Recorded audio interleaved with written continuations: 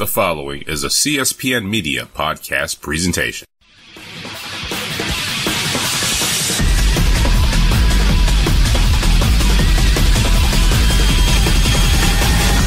CSPN and the WrestleCast present to you Cast of Strong Style.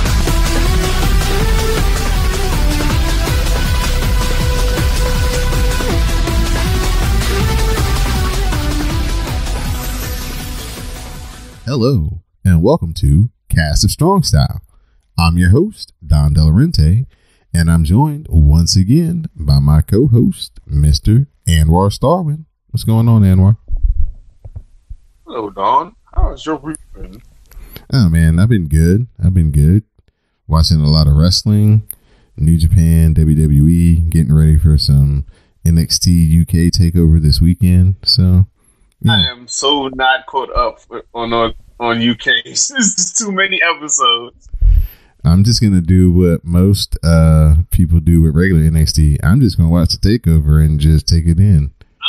I'm kind of going to do that too. Even though I kind of want to watch Burch versus Dunn, because I heard that was a hell of a match. Yeah, I mean, anything with Oney Lorcan and Danny Burch is a hell of a match, whether they're in a tag team match or a singles match. Those two guys can go, and you know they're kind of some glue guys for NXT that don't get a lot of their props and stuff. But yeah, they're good. I want to see them against Undisputed Era again at some point, because that was one of my favorite matches from 2018. For sure. Like as far as like NXT and WWE, well, WWE as a whole. This is true, but we're not here to talk about wrestling on the stateside. We're here to talk about Wrestle Kingdom 13 from New Japan Pro Wrestling. So, of course, Cast of Strong Style can be found on the CSPN at www.cspn.us. So, Anwar, highly anticipated show, had lots of fanfare going in, pretty much a sellout. I think they sold like 38,000 tickets, physical tickets sold. So very pleased with turnout. And if they would have had this, it was a Friday, so it worked out good. If it was on a Saturday, they think would have got the full sellout. So first of all, what do you think about the drawing power currently of New Japan, and think about where it was like a decade ago when it was really in the dumps? I look at it as a fact that it's a lot of really like popular people in the company now, and I'm part of the belief system that a lot of people feel this might have been Tanahashi's last chance to like main event the Dome show, so they just showed out for their guy because this might be it. So I get it why they came, and plus it's like it's the foreigner versus the homegrown guy, so that's an element too. So I'm not that surprised, but it was cool that they got that draw, and Jericho brought his own energy to like Naito too. So it's a lot of different like factors why they did so well. Of course, we can't have a big event without a pre-show, but this year there's no New Japan Rumble. Instead, we get a gauntlet match to determine the number one contenders for the Never six-man titles. So we get Marty Scurll, Adam Page, and Yujiro. They will battle David Finlay, Jeff Cobb, and Yuji Nagata to begin the match. Owens trips at Finlay, but Page accidentally takes him out. Finlay gets a roll up on Owens, and the Bullet Club is eliminated. So the best friends, Chucky T, Beretta, and Hiroki Goto are next. Finlay tags in. Chucky cuts him off with a knee strike and a power driver for a 2 count. Chucky heads up top. He misses the moonsault, and then Finlay cradles him up, and David Finlay gets another pin, and his team advances to the next round. Next out, Killer Elite Squad and Minoru Suzuki. Of course, they attack right away. Jeff Cobb hits the angle slam, but he misses the standing moonsault, allowing Davey Boy Smith Jr. to hit a Saito suplex for a 2 count. Killer Elite Squad, they hit the power bomb, and David Finlay and his team are eliminated. So before we move on to the next team, let's talk about David Finlay getting a little bit of showcase here. His buddy Juice Robinson had a pretty good 2018. Finley's been grinding. He's taken his share of losses. He's gotten his share of wins here and there too. Do you think maybe he's set up here in 2019 to become more of a player because, Switchblade Jay White is starting to become prominent and him and Finlay have a really long history together? You might be on to something, but I feel you're kind of stretching like Mr. Fantastic in his prime. I like Finlay. I like his dad, so I'm root for him and want him to do well. But we'll see. I think the best route for him right now is a tag team with Juice. He got to build himself up as get consistent wins. So we'll see. I'm wishing him well though. The coach Taguchi, Yano, and Makabe are the next team out. It breaks down. We get a sleeper by Minoru Suzuki, but Taguchi cuts off the Gotch piledriver with an ass attack. Suzuki goes to the floor. KES stops the Yano low blows, but Yano finally hits the low blows. He rolls up Davey Boy Smith Jr. and Taguchi, Yano, and Makabe get the win, and they get the title match against the Firing Squad at New Year's Dash for the Never Six-Man Championships. Mr. Anwar Starwin, the Yano special is still a thing. Oh, wow. Okay. So, remember in the G1, those first 3 matches when Yano was like a wrestler? It was really wrestling. Yeah, that was fun. That was good. That seems so long ago. And then he started doing a mixture of cheating, but also wrestling, and that was fun too. So, I like Yano and him doing mischief. I don't know about the gauntlet replacing the rainbow. I say no to pre-shows like the Ace of WrestleClass. The Ace of the WrestleCast would be, shout out to me, Miss Didi Jonet. That is correct. So now we get into Wrestle Kingdom 13 proper, and we start off red hot. For the IWGP Never Open Weight Singles title, we're going to have the champion, Kota Ibushi, defending against young Will Ospreay.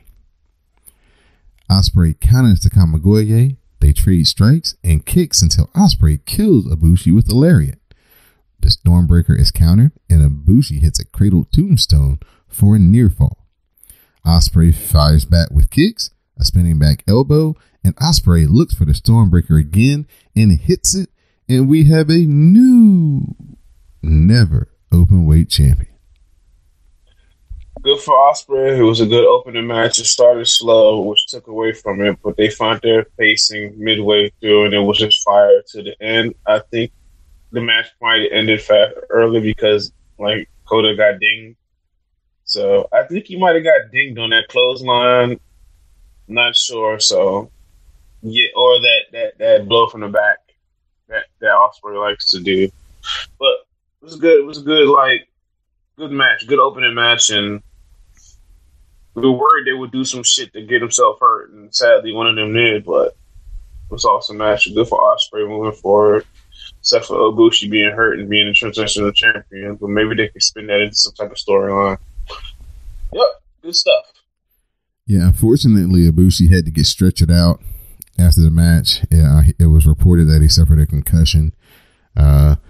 You could tell by the way that he took the Stormbreaker that he really wasn't there, because he really didn't try to land flat. He took it kind of on his shoulder and his side of his face, and it was just like, ooh, that's a rough landing.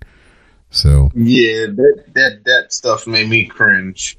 Yeah, so hopefully, when it's not your head, you can say this. Hopefully, it's minor, and he won't have to miss too much time. But I don't know. Any type of damage to your brain ain't minor. Right, that's what I'm saying. I can use that adjective freely because it's not my head. But if it was my head, I'd be like, man, ain't nothing minor about this. Did you peep the shit that Ospreay said the next day? Fill me in. I did not. Man, shit. If I could pull it up right now, I'm gonna paraphrase it. Basically, everyone was worrying about me being too risky and dangerous in my career. Well, now I've took into consideration and I've made the necessary steps. So instead of me doing moves that'll shorten my career, now you've just made me want to shorten everybody else's careers. Thank you. And on his Twitter handle, it ain't Ariel Assassin. It is just fucking Assassin. Yeah, he crossed it out. I did notice that. Yeah. So I was like, damn, that's pretty too soon to be saying this shit, but hope he got some okay on that one to say, because well, people play around with Ibushi and think he's just some pretty boy. Man was a kickboxer when he got hands, bro. It's Chris Jericho has gone on the record and basically told Will Ospreay, look, man, you need to stop doing what you're doing, because you're going to end up the next Davey Boy Smith. I mean, not Davey Boy Smith, but Dynamite Kid, excuse me. And he said the shit we old heads are just saying. Right. You got to hear from him to say, see, that's good that, he said it. See, that's a legend telling you that shit. Yeah. It's completely different from us who just watch stuff. He told him that after he did the Spanish fly on the apron and almost ended it all. That's good. That's good he said something, because that was stupid. Yeah, he was like, and he was talking to Jim Cornette about it, and Jim Cornette was like, yeah, I saw it. He was like, do you want to be Dynamite or do you want to be Dynamite Kid? He was like, he's like, you got to slow down and stop doing this crazy stuff. He was like, like he was talking about like Marco Stunt. I don't know if you saw what happened to him. What happened? Where he did some type of like Hurricane Rana or something outside of the ring, and his leg caught the guardrail and basically snapped. Ah! Yikes. Yep. Ah, shit. Yep. Oh, no, that's yikes. Yep. He's just like, he's like, there's nobody to stop these dudes from doing it. It sounds cool, but then, now you got somebody laid up with bills that they can't afford, and just because you're being stupid. Mm-hmm. The only people who get that is people who've lived some life. You can't tell young people nothing. They gotta learn stuff on their own. Some people, the smart ones, you don't. They learn from other people's failures. But the hard-headed ones, they take some time to get through to. But whatever, it's your life. You do what you need to do. Hopefully, you survive and learn. Yeah, that's why it's called survival of the fittest, and it's usually the fittest of the mind that survive. Mm-hmm. So next up, we're gonna have our IWGP Junior Heavyweight Tag Team title match between the teams of Kanemaru and El Desperado, representing Suzuki Gun, versus Roppongi 3K, Sho and Yo, versus Bushi and Shingo. So it breaks down. Shingo hits the pumping bomber. We get a pumping bomber to Sho, and then another, and Sho kicks out. Bushi hits a suicide dive. Then Shingo hits Last of the Dragon onto Sho, and we have new IWGP Junior Heavyweight Tag Team Champions. Oh yeah, L.I.J. Rising, boy. It was a short, nice match, and it spotlighted Shingo and Sho. So we're gonna see where that goes in the future.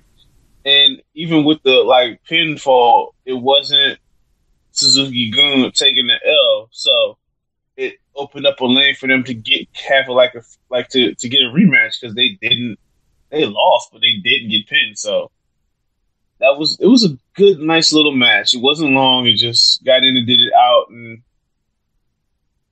I liked it. Yeah, that was really fun. Shingo and Sho, at some point in time in 2019, that needs to be for the junior singles championship, man, because those two little powerhouses in there, man, just that little snippet was awesome. Man, I want Shingo versus Goto, buddy. Oh, really? That's what I want. I want Shingo in that G1. Okay. Well, we'll see. I'll take whatever I can get right now, but I want Shingo in G1 at some point soon. It ain't got to be this year, but it better be next year. Our next match involves two guys who tore it up in the G1 last year. That's Ishii and Zack Sabre Jr. for Ishii's Rev Pro British Heavyweight Championship. They were going to retire the old belt after this match and present the winner of this match with a brand new belt. And man, that thing looked good. It was gold and had some pretty good font. It's really nice. So good prize to the winner of this one. Some of my friends, some of my friends on their show were laughing about the fact that championship belt looked like the never championship. Oh, really? Because if you look at the belt, it does. Oh, I was like, wow, this is money, but because it does. You just look at the never championship and then look at the new Rev Pro belt. You'll see it. Okay, I had to take another look at it real close. Zack Sabre Jr., he gets the European clutch for a great near fall. We get a sliding D by Ishii, but Sabre locks on the guillotine, and then he turns that into the Cobra twist. Zack drags Ishii to the mat. Ishii fights, but both arms are trapped, and Ishii is forced to give up, and Zack Sabre Jr. is the new Rev Pro British Heavyweight Champion. Before we even touch on the match, like, just a shout out to, like, my forever cast, young cast, because they like to spotlight certain things that most guys don't necessarily spotlight. The all white tag team outfits, like duo outfits that Zach and Taka had on, that shit was hitting. I messed with that. I was like, oh no, you two did. You two little gits. You came out here with these all white gear, and it's like you got the white tracksuit on. The white Suzuki Gun tracksuit. That shit was fire. But yeah, this match like was one of the matches I was looking forward to, and it didn't disappoint me at all. It was an awesome match. It would have been even more awesome if they got time, but they were kind of like doing. I guess they were trying to prove a point. Like you can do a certain type of show in a certain amount of time and it still be a certain level of quality. Like other people that let things go a bit too far with the time run. For our next match, it's for the IWGP Tag Team titles, as we had another triple threat match between the Gorillas of Destiny, the Young Bucks, and the Evil and Sonata. The Young Bucks, they fight off Jado. I know I was going to mess it up. The Bucks. All y'all sound alike. The Bucks, they fight off Jado. Fale hits some clotheslines, but he gets dumped. God look for the super bomb, but Nick hits a super runner and super kicks. Tonga cuts off the Indie Taker with the gun stun. We get the Magic Killer and a moonsault from Sonata, and we have new IWGP Tag Team Champions. Everything is evil and it's beautiful like that. LIJ, another win. Young Bucks go home. Thanks for the win. I appreciate your tour of duty. Good luck on your future endeavors. Much love. God played their part. Yeah, they lost, but they ain't take the pinfall, so you know how that go. Rematch. I like God's like ring gear and the music. It was pretty cool. I was like, yo, y'all kind of need to stay with this shit right here. Yeah, they done switched it up a little bit. Thomas coming out looking like Iron Man. They got some new music.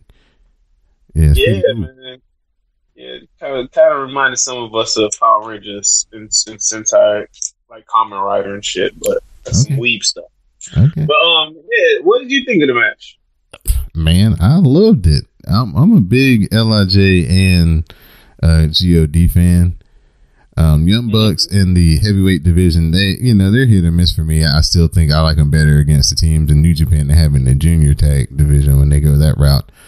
But I was really wanting to give you your credit as the new Stardust genius, predicting that Evil and Sonata needed to pin the Young Bucks to make this, a stamp of, they finally got the win, that final decisive win over them to send them on their way. Yeah, they needed that win because they beat them twice last year. Mm-hmm. Took the title from them, then beat them in the rematch, and then that was it for them. So they needed their wish, and I'm glad they got the win. And don't know how we feel about this good guy Tama Tonga stuff right here. Do we subscribe to the belief that it's some straight con man shit because he's trying to get pop that number for his block party? Hey man, a salesman has always got to keep his tools sharp. So, you know. Are you? Would you go to the block party? Hell yeah. I'd go hang out with Tama Tonga. I think he's cool as shit. I might. I mean, if I could get it, if I'm up there, maybe. Oh man. Maybe I'll go. Maybe I'll go. It would be worth the admission to go just to see if Yujiro has Petra there. I'm not trying to deal with Jay White though. He seems like he stays in character, man. Stay away from Jay White. I would want Tama Tonga to be in character. I want him to be like cool as shit. He probably is just naturally, but man, yeah. I heard interviews with him when he was not in character, and he seemed like a good dude. But. Yeah. I definitely would hang out with the whatever version of the Bullet Club this is currently. Yeah, for their block party. I like the Cutthroat era version. Goodbye, Elite. What we're talking about is the Bullet Club. They're hosting a block party on WrestleMania weekend prior to their show in MSG. So if you are so inclined, look into that. If you're going to be in the area looking for something to do, hang out with the BC. Hold on. We get the IWGP United States title match between Cody and Juice Robinson. Cody whips Juice with the weight belt. Cody slaps him around. They trade strikes and chops. The jabs by Juice follows. Cody hits a super kick, but then Juice hits the big left hand of God. The poke friction follows, but Juice doesn't make the cover. Juice hits another poke friction, and Juice Robinson regains the IWGP United States title. I'm glad I missed the beginning of the match. And I've heard from people who were in the building that was the match that people went got up and used the bathroom. So, yeah.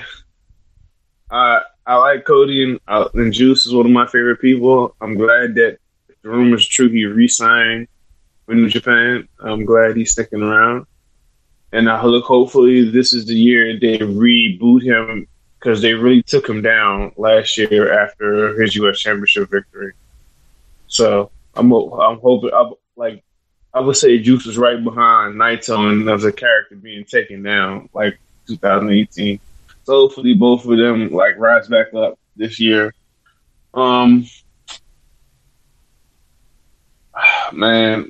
one of my other dudes just basically said that Cody is the Blake Bortles of wrestling, and we all bust out laughing. So, yeah, man, shouts to Cody. I like him as a dude, but sometimes some of these matches, man, I'm not with it. And this is the point of the show where it was going down for me. Like, what are we doing right now? I like the Juice got the win, but it's just just the shit I don't fuck with.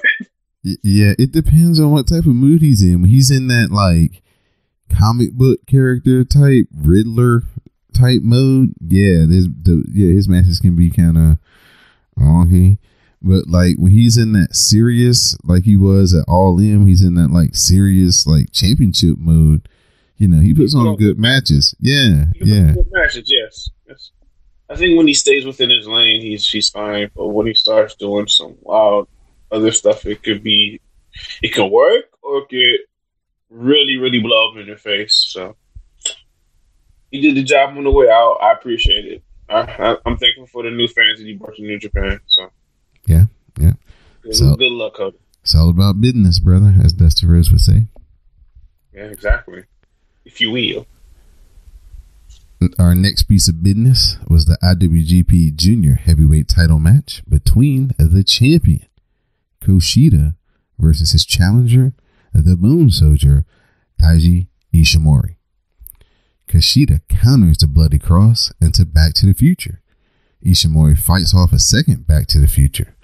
There's a big right by Kushida, but Ishimori follows with a running double stomp.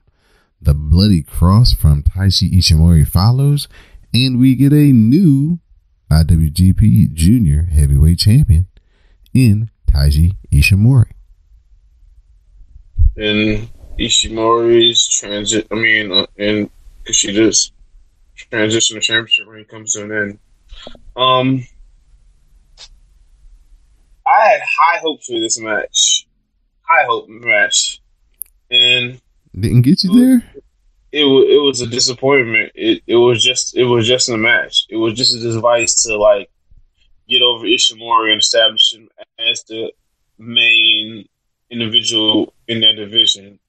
So I'm never watching that match again. Not for me. Love Kushida. Shout out Ishimori's an awesome wrestler, but just wasn't for me. I think the lack of time they got in it ultimately played a factor in that as well. So it hurt the match. It is being reported that Kushida will be leaving New Japan at the end of the month, and he is headed to WWE. It is not clear whether it's going to be 205, NXT, or main roster, but he is coming stateside. So, Anwar, say RIP to one of your favorites as you knew him in New Japan. And what would be, if you had some advice to tell Kushida coming into WWE, what would be something you would, try to hip him to before he gets there, where he can see maybe this might not be the move for him after a year and a half?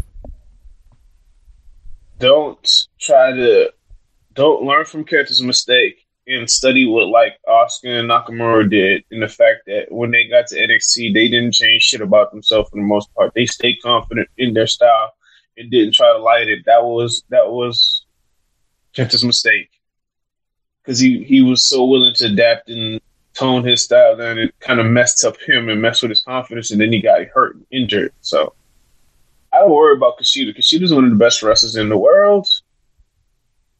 And in proper situation, he's going to do just fine. If he's in NXT, he's going to do great. He's wrestled with a lot of the people that's in there. Roderick Strong, Kyle O'Reilly, Ricochet. He's had awesome matches with them. So he's tagged with like Ricochet. He's tagged with War Machine in Taguchi, Japan. A lot of his people he knows is in NXT right now and somewhere in the main roster. So I don't worry about Kushida. I would worry about him on the main roster, but I worry about everybody from NXT who goes to the main roster. So it would be no special thing for him either. So, like, the only thing I can say is Kushida, just go enjoy yourself, enjoy the States, and make a shitload of money. And then after a couple of years, just bounce and go back to Japan and chill. Whoa, get the money and run. Hell yeah, you got to grab the bags while you can. So we get into our next match. The one match on the card that was not a title match. Okada. He faces off against Switchblade, Jay White. They trade strikes and kicks. White counters the drop kick once, but Okada gets it the second time. White counters the Rainmaker. The Blade Runner gets countered. Then Okada hits the spinning Rainmaker. White counters the second Rainmaker tip with the Blade Runner and the Switchblade.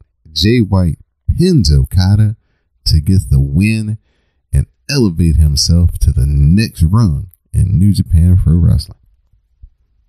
This was one of the best stories and actually executions of a match, and also getting over a new talent while also continuing the story of the champion's descent before he rises back up.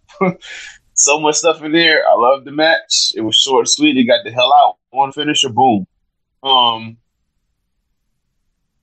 Okada coming back with the tights and popping the whole fucking arena. Yeah, buddy. The Rainmaker was here. Right there. I was like, I saw him coming out, and I was like, is that like a dress he got on?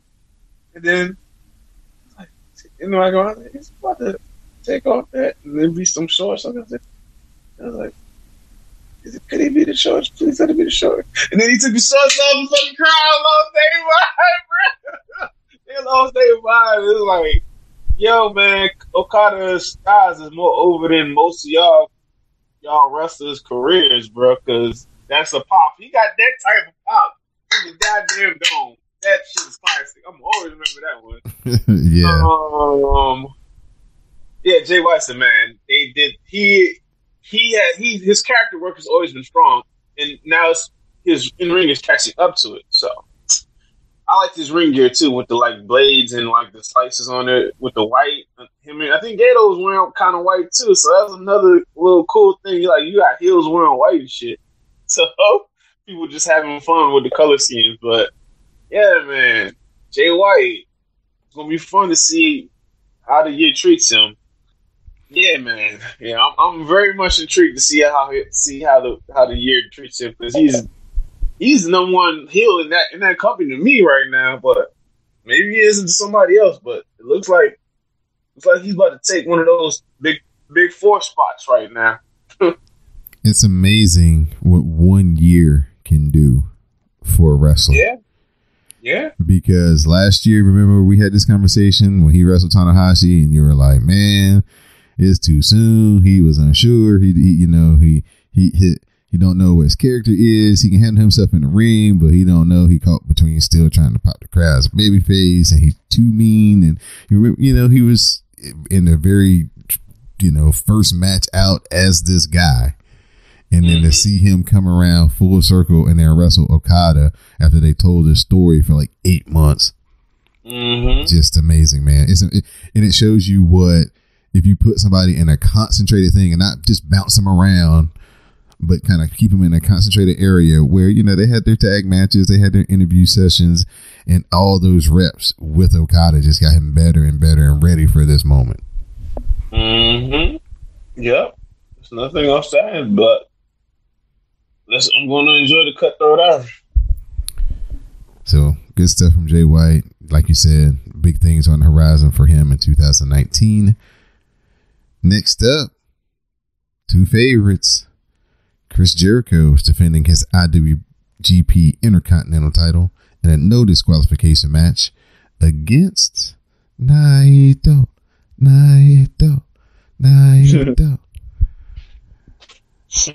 Jericho throws a chair at Naito, but Naito German suplexes him into the pile of chairs. Jericho shoves the ref, he hits a low blow, and then follows up with a code breaker, and that gets the 2 count.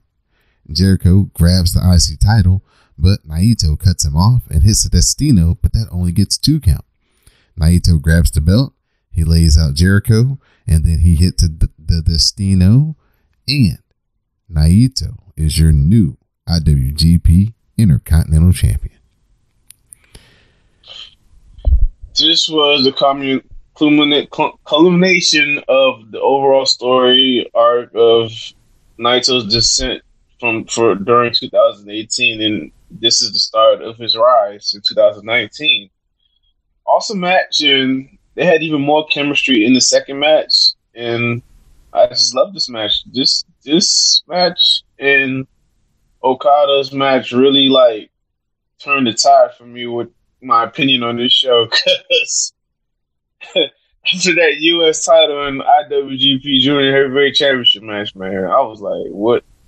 This is about to be one of the wackest Wrestle Kingdoms, huh? This is what we're doing right now. They saved it, so much props to them. This match was awesome, and if this was Jericho's swan song, man, he went on the high note. He's the man. He's one of the legends. What I love about this is how Naito has learned. You remember how in the first match where he's taking his time, bullshitting around, taking his suit off and shit, and Jericho just comes in there and it's like, wham, and just to jump on him, and Naito's busted open and he's never in the match really. This time he comes out there, as soon as he got in the ring, he was out of that shit. And by the time Jericho got in the ring, he jumped him. And then it was on from there. So it was really cool. Just that little subtle change in the way he approached it this time. He wasn't so tranquilo as he usually is. He was on Jericho's ass. And he was. He was not playing. I'm not playing with you, Chris Jericho. Jericho-san. So that brings us to our main event for the IWGP Heavyweight title. The champion, Kenny Omega, is facing off against the ace, Hiroshi Tanahashi. The snapdragon from Tanahashi gets a 2 count. Tanahashi heads up top. He hits the high fly, high cross body. He gets back up top. Then he hits the high fly flow. And we get a 1, 2, oh. Tanahashi, he goes back up top. But Kenny leaps up and hits him with a V trigger. Kenny follows Tanahashi up onto the ropes. And then he hits that super dragon suplex off the ropes. Dangerous. We get another V trigger by Kenny Omega. And the one wing angel is going to be called for, but it's countered. And Tanahashi hits the sling blade. Tanahashi, he heads up top. He hits the high fly flow. And we have a new IWGP Heavyweight Champion, the Ace, riding again.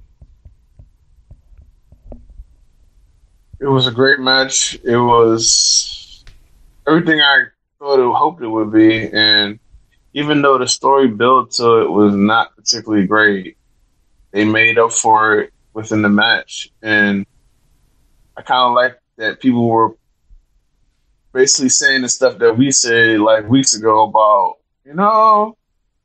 this stuff with Tanahashi and Omega kind of feels like Bret Hart and Shawn Michaels as far as like personalities clashing and stuff and not getting along and having different ideologies and wanting to be the number one person. Not so much like style of wrestling in wrestling, but just like, I want to be number one. You want to be number one. You're getting in my way of being number one, so I kind of hate you. So I'm glad other people started to notice that too. It was there. You just had to pay attention. And then, like, having the people that were in WWE being on commentary telling you, yeah, they really fucking didn't like each other. They actually had fights. They were talking about the fights that actually happened that I remember from years ago. But back to New Japan, like, this match was awesome. And if that was Kenny's goodbye, that was a great goodbye. You go out on your back. That's wrestling history. And no matter how we feel about the Elite's antics outside the ring and their social media, like, not necessarily the greatest, like, PR at times, they all respected wrestling tradition and went out on their backs, and they get props for that. So, props to them.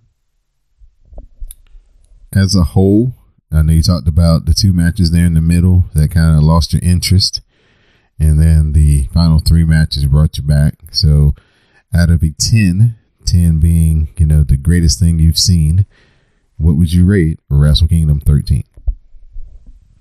If we got 10 matches and 2 were whack, so that's like 80%, right? Yeah. 80% is a passing grade, right? Yes, sir. So it's a passing grade. It gets a passing grade. All right. I will tell you this, though. It is the weakest Wrestle Kingdom since probably 9.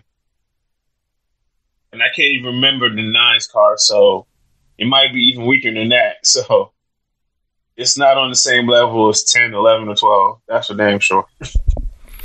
Yeah.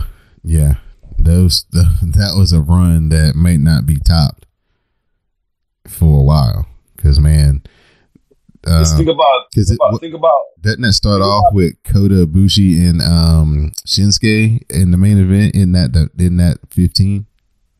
Or was that 14? You're thinking of WrestleMania, like Wrestle Kingdom 9. So okay, that was see what I'm saying? That it might even go behind Wrestle. See, gotta look at those cards. But I just know for the last 3, it's not. Nah, man, it's not as better than 10, 11, or 12. Like, right. 11 ended so strong with like 4 or 5 straight just bangers, and 12 was just consistent for the most part across the board. Yeah, it didn't have no gigantic great matches. Actually, that's kind of a lie, because Goto versus Suzuki was awesome, and Naito versus Okada was awesome. Yeah, it wasn't the finish a lot of people wanted, but it was an awesome match. And Jericho versus Omega was great. See, so that's the thing. So yeah, it was a good Wrestle Kingdom. So I'm not gonna bury it. It's just like those two matches really brought it down for me. Right. Yeah, I enjoyed it. I thought it was about an 85. Yeah. That's kind of. Yeah. So I really enjoyed it. Really enjoyed those last three matches. They, like you said, that they really closed really strong, and looking forward to what Jay White's gonna do coming up here. So, that brings us into New Year's Dash.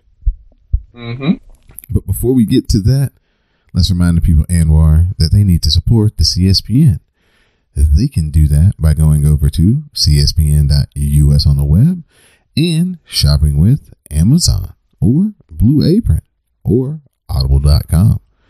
You can use any of our sponsors, Busted Tees, and what you need to do is find something that you like, purchase it, and some of your purchase will come back to the CSPN to help keep all the podcasts free here on the network, help us buy improved mics, and help sound quality and things of that nature. So it's worth your while to support your favorite podcast network because it helps make your favorite podcast sound good each and every week.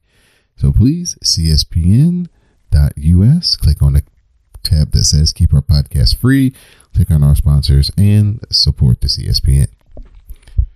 New Year's Dash time. We'll just run through this pretty fast.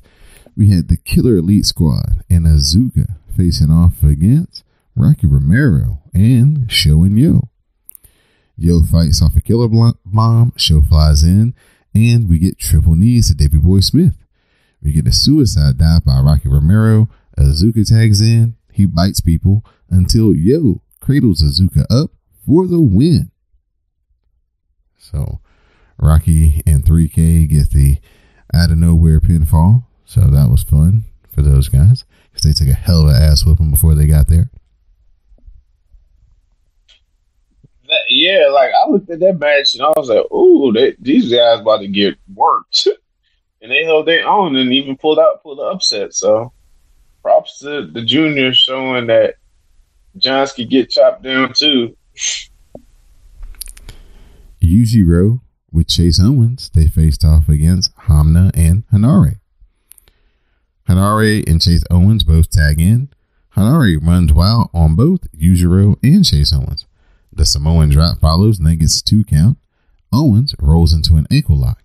Hamna makes the save, but he gets cut off right away. We get a super kick by Chase Owens, followed by the package pile driver to Hanare and Yujiro and Chase Owens back in the winner's circle. Wow.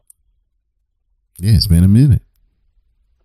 Yeah, that was good for them though, because they did the late like off camera break up with like the Elite or something during that gauntlet match or whatnot. Mm-hmm. So I was kind of finding it weird they were still wearing Bullet Club gear and they weren't wearing Bullet Club. So yeah, that was weird, but their actions were kind of leading us somewhere. Juice Robinson and David Finlay against the best friends, Chucky T and Trent Beretta. Trent counters Pulp Friction and hits the shotgun knee.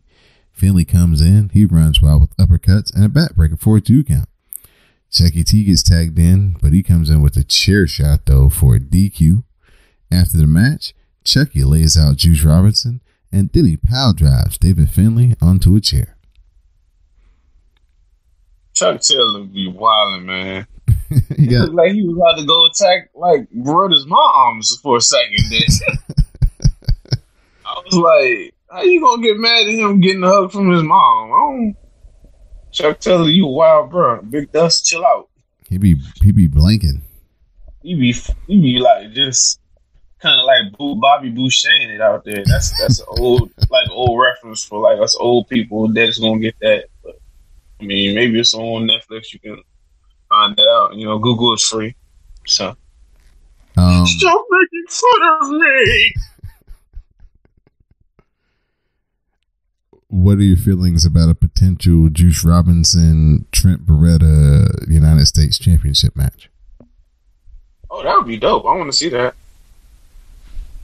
Yeah, they've got some pretty good chemistry together in these tag team matches when they've been going up against each other. So I could see a regular championship style match with some time being pretty good. Hopefully Trent doesn't do anything crazy and, hurt himself between now and then. Behind the scenes, how like Trent like actual challenge is funny. You got to go look at the video. Okay. I need to go look at like those videos because there's some really good stuff in there. Are those on the New Japan YouTube page? Mm-hmm. It's up. Okay. They're all up. Mm-hmm. All right. So subscribe to that, listeners, so you can get the behind the scenes and inside scoops. Kushida, Jeff Cobb, and Yuji Nagata faced off against Will Ospreay, Goto, and Ishii. Cobb cuts off the Oscutter. He hits the swinging suplex, and then he and Kushida double team Will Ospreay. Kushida follows with the DDT, but Ospreay hits the Oscutter, and it breaks down. Ospreay hits the Stormbreaker, and he pins Kushida. The story may be Kushida lost the match, but the highlight, Yuji Nagata and Ishii beating the hell out of each other. That was something. But I kind of did like, I think it shows the professional pride of Kushida because he really came out on fire in this match. So, and just based on that fist bump, that was the confirmation that some of us needed. Like, it's over. He out. And I'm out. Yep. And then he did the press conference the next day with Tanahashi. And he said one of his greatest regrets in New Japan was that he never got to wrestle Tanahashi. And then he was granted that wish. In his final match, he will be wrestling Tanahashi in New Japan. That's pretty cool. Yeah, it's going to be really good. It's good for him. But Ishii and Nagata, yes, that was so fun. This match was so fun because it had a lot of different stuff going on in it. And I got really hyped in. I didn't expect no match like this on no dash, but they all brought it. And I think it's a certain level of pride in them not being on the main card. Some of the wrestlers, especially Goto. I like how they continued the issues that Goto had with Cobb from their like never championship battle over the summer. So that was cool. And I really like this match. So they did a lot of different things. I'm very much looking forward to whenever they do Ishii versus Nagata because, yeah, that's going to be fun. Our next match was for the never openweight 6-man titles. We had the champions, Tama Tonga, Tonga Loa, and Taiji Ishimori facing off against Taguchi, Makabe, and Yano. Yano takes out Jado. The ref has been dumped, and Makabe slams Tonga Loa. Makabe heads up top, and Yujiro arrives with Chase Owens, and they attack Makabe. We get a package power driver by Owens to Makabe. Loa hits ape shit on Makabe, and the champs retain. First person I thought about, Anwar Starman. Oh, he's not going to be happy with this finish. No, it's kind of cool that they needed like Yujiro and Chase to be rejoined, and they used that as a way to get them back in the crew. And it might have been overkill having all the titles change hands within 2 days. So I'm fine with them retaining it. Plus, it also kind of helps Ishimori being a double champion makes them look even more awesome. So they did a lot of different things by keeping that having a retain match. But it was a good match. Man. We'll talk about a tendency breaker because these are the ping pong titles right here. Yeah, they got a nice little run with it. Like only them and LIJ have been able to hold those belts for a long period of time. Speaking of which, it's LIJ time in the form of Naito, Bushi, Evil, Sanada, and Shingo versus Suzuki Gun in the form of Minoru Suzuki, Zack Sabre Jr., Taichi, Kanemaru, and Desperado. Zack Sabre Jr. attacks the arm and he gets the hanging Kimura until Evil powers into a fisherman's buster. Naito is alive, he tags in and he works over Taichi. The DDT follows, it breaks down and Naito hits a Hurricane Rana on Taichi. Taichi fires back with a lariat and that gets 2 count. Taichi gets the IC title and he lays out Naito. We get the air raid crash from Taichi and he pins the Intercontinental Champion Naito to get the win. Yeah, man, Suzuki was not fucking around in this match. They just came out just bombing people. Taichi came out the breaks, just hit that man Naito with the fucking chair. I was like, what the fuck? Oh man, everybody from LIJ got washed. Yeah, by doing that, they just set up so many different matches, and I do want to see Evil and Sonata versus Zack and Suzuki for the tag titles. And my question that nobody answered on Twitter is this: if Evil and Sonata within the tag team match versus those two pin Zack, do one of them get a title shot for the Rev Pro title? That's an interesting question. It's a very interesting question. I thought it was like, wow, that would be like interesting. So maybe something we could keep an eye on in the future. But yeah, man, Taichi has really good chemistry with Naito, so that's a good opening defense for him with the title, and I look forward to it. I mean, every Taichi can be fun. You came over to the dark side, and you've been rewarded. I'm still laughing at Taichi saying, like, next time, work hard, so make me take my pants off. That sounds like some straight Street Fighter shit. I was like, he's like, you gotta work hard to get me take my pants off, Naito. Oh, that's good stuff there. Savage. Main event time, as Tanahashi and Okada are teaming up with the returning Yoshihashi to face off against Jay White, Bad Luck Fale, and Gato. So the last time we saw Yoshihashi, he was coming to make the save, and he pulled the Yoshihashi. Yeah, man, it was bad. It was real bad. It was funny at first, but then you heard how hurt he was, and that fun stuff was right out the window. Because it sucks that he got hurt. And you just it was a freak accident, and it's sad. I'm glad he's back. I missed him. Yeah, he broke his orbital bone, his nose. He had to have some facial surgery. Wasn't good. Damn. Yeah, man, wasn't good. But I mean that just tells you how close Titus O'Neil came to really jamming himself up when he tripped and fell. You might have died because, man, it could have been really bad for Titus. Yeah, man. So, but it's an all-time classic gift, though. It is. It is. So let's get to the match. It breaks down. We get a twist and shove by Tanahashi. We get a big lariat by Yoshihashi, and the modified Fisherman Buster gets a 2 count on Jay White. Jay White uses the ref to fight off the Karma. He hits the sleeper suplex, and then the Blade Runner finishes off Yoshihashi. Post-match, Jay White calls out Tanahashi for a title shot. Jay White says Tanahashi is old and he can barely walk. He's done. Gato, White, and Fale, they beat down Tanahashi, but Okada makes the save until Bad Luck Fale hits Okada with the grenade. White then lays out Tanahashi with the Blade Runner. Then Jay White gloats about laying out the 2 top stars once again, and he stands tall to close the show.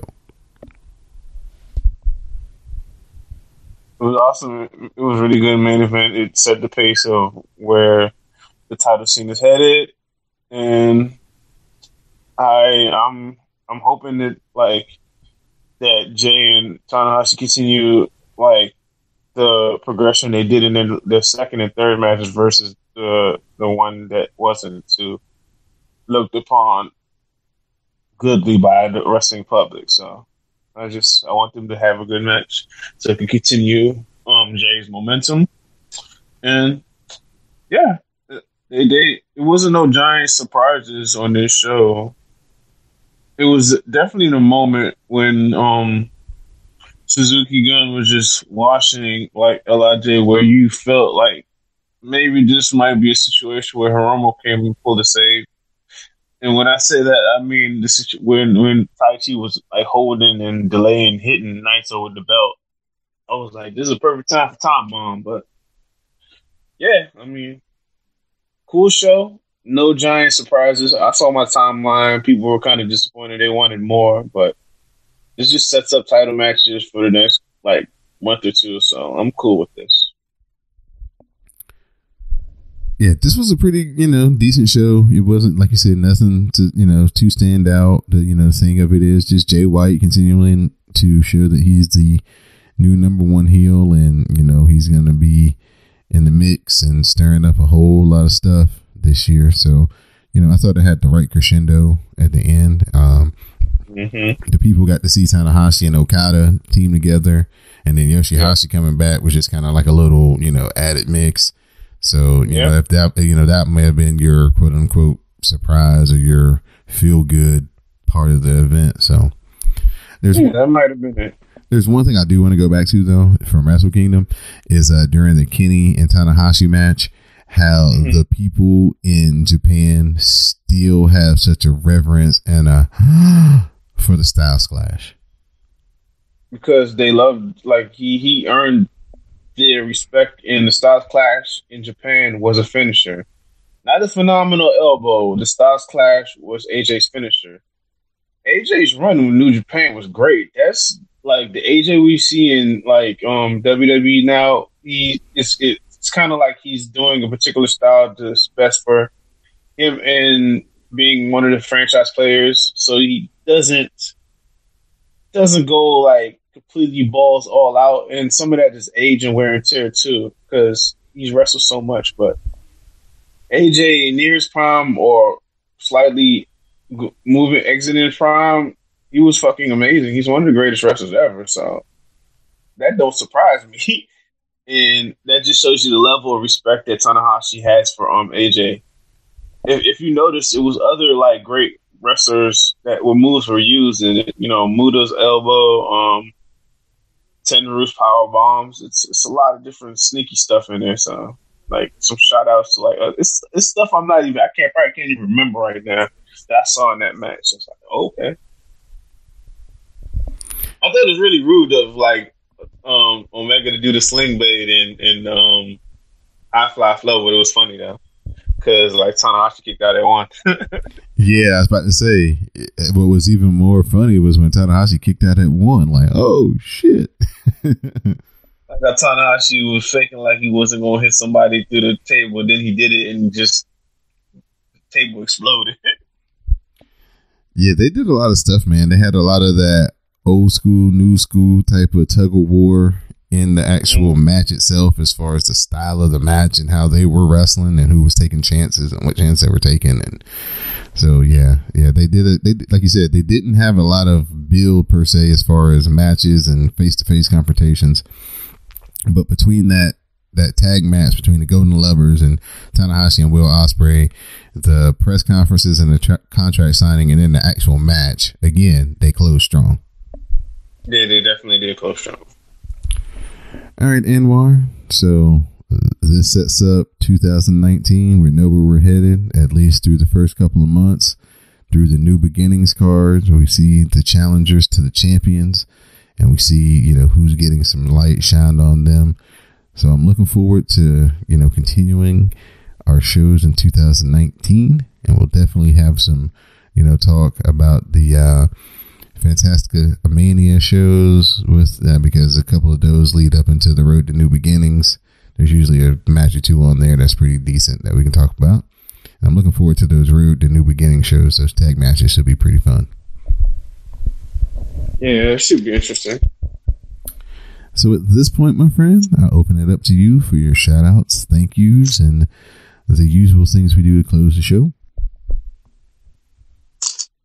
I am going to divert that and give a shout out to my awesome barber, Elena at Great Clips. If you're in the DMV and need a good haircut or shape up, visit her. Shout out to Moto. Shout out to everybody who listens, who interacts with us. Shout out to you for like being the workhorse of the network. And God bless you for watching some of those crappy WWE shows. And it's just been fun. We'll see how this year treats us. And where I'd like to thank you for coming on board and being a great addition. Help me out continuing to talk about New Japan. Give a big shout out to Moto and everybody who uses the hashtag #CastAStrongStyle. Greatly appreciate the support and the interaction on Twitter. Love to hear y'all's views and takes and how much y'all enjoy the product, and hope that we, help, more people get into it, because for the last 4 years, especially, I think New Japan has just been getting better and better and better. It's definitely on an upward trend right now, and so hopefully more people can get into it and grow the product, and listen to us to help listen to Anwar for his insights and what he can bring, because he definitely has the history and the lineage to fill in a lot of the gaps from a lot of things that are very subtle but very important to these New Japan matches and these New Japan feuds. So again, I just like to thank everybody for their support, everybody on the network, all the people who work hard to keep the network going, putting the podcast out each and every week. We couldn't have a network without them, so please support them, support our sponsors. Head over to the Patreon page at patreon.com/CSPN Media. Sign up to become a backstage pass holder, and you will gain access to exclusive podcasts and videos, things that we can't talk about on the WrestleCast. This podcast will show up over there on the Patreon page. So there's always, our pre-show conversations end up over there. So there's some wrestling in there. There's some real life stuff in there, just to get to know the host of the WrestleCast and Cast a Strong Style a little bit better. So please support us by going over to the Patreon. There's something over there for everyone, videos, things like that. So a lot of ways to support the podcast. Keep listening, download, share, feedback, and review, all those good things as well. So now that I've done all my pitchman stuff, I'm going to leave everybody to let you know that this has been the Cast a Strong Style with my co-host Anwar Starwin. I'm Don Delarente, and we'll see you the next time.